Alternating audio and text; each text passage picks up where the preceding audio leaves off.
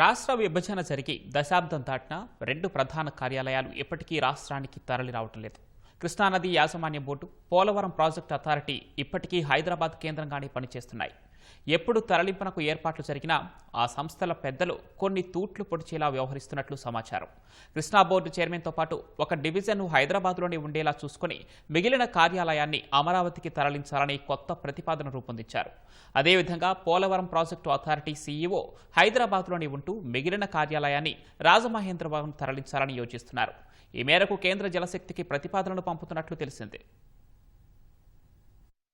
రాష్ట్ర విభజన తర్వాత రెండు తెలుగు రాష్ట్రాల నదీ జలాల అంశాలు పర్యవేక్షించేందుకు కృష్ణా గోదావరి నదీ యాజమాన్య బోర్డులు ఏర్పాటయ్యాయి. కృష్ణా బోర్డు ఆంధ్రప్రదేశ్కు, గోదావరి బోర్డును తెలంగాణకు కేటాయించారు. రాష్ట్ర విభజన జరిగి 11 ఏళ్లు దాటినా ఇప్పటికీ కృష్ణా బోర్డు తరలింపు ప్రక్రియ పూర్తి కాలేదు. జగన్ ప్రభుత్వం విశాఖకు తరలించాలని ప్రతిపాదించినా రాష్ట్రంలో కూటమి ప్రభుత్వం ఏర్పడిన తర్వాత ఆ కార్యాలయాన్ని అమరావతికి తరలించాలని అధికారులు కేంద్ర జలశక్తి శాఖను కోరారు. విజయవాడ లేదా చుట్టుపక్కల ప్రాంతాల్లో కృష్ణా బోర్డు కార్యాలయం ఏర్పాటుకు ప్రయత్నాలు జరిగాయి. ప్రస్తుతం హైదరాబాద్లోని జలసౌధలో ఉచిత వసతి Krishna బోర్డుకుంది.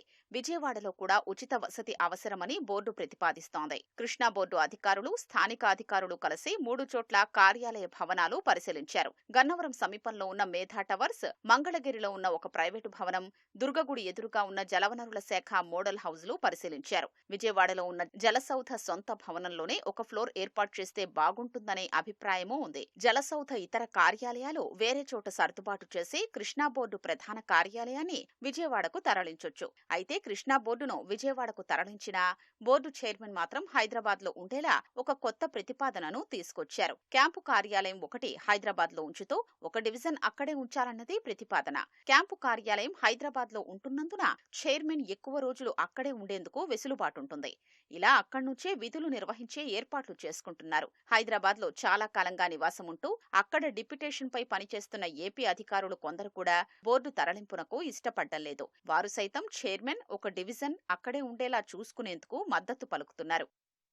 Polavaram project authority CEO కార్యాలయం సైతం ఇప్పటికే హైదరాబాద్లోనే ఉంది. ఒక చీఫ్ ఇంజనీర్, ఆయనతో పాటు కొందరు సిబ్బందిని మాత్రమే రాజమహేంద్రవరం కార్యాలయానికి తరలించారు. పోలవరం అథారిటీని రాజమహేంద్రవరం తరలిస్తామని కేంద్ర అధికారులు చాలా కాలంగా చెప్తూనే ఉన్నారు. పోలవరం అథారిటీ సమావేశాల్లో కూడా ఈ అంశం చర్చకొస్తోంది. అక్కడ దాదాపు 3 లక్షల అద్దె చెల్లిస్తూ ఒక భవనం కూడా తీసుకున్నారు.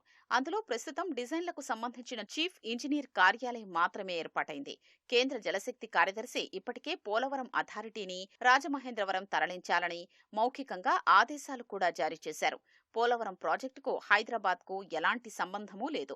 ఏప్రిల్ నుంచి పూర్తి స్థాయిలో పోలవరం అథారిటీని రాజమహేంద్రవరంలో ఏర్పాటు చేయాలని ఉన్నత స్థాయి అధికారుల నుంచి ఆదేశాలు ఉన్నాయి. అయితే అథారిటీ కార్యాలయాన్ని రాజమహేంద్రవరం తరలించాల్సొచ్చినా సీఈఓ క్యాంపు కార్యాలయం పేరుతో హైదరాబాద్లో ఉండేలా ఏర్పాట్లు చేసుకుంటున్నారు.